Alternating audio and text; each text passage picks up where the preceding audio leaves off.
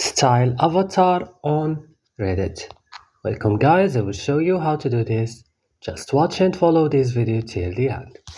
Open Reddit like this first. And right now you should go and click here in the top of the screen.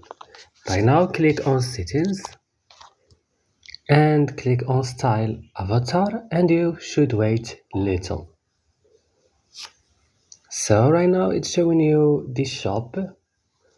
So click edit right now, and here you can change the outfit from here, the tops, the bottom, the hair, face, eyes, body, facial hair, heads, and right hand, left hand.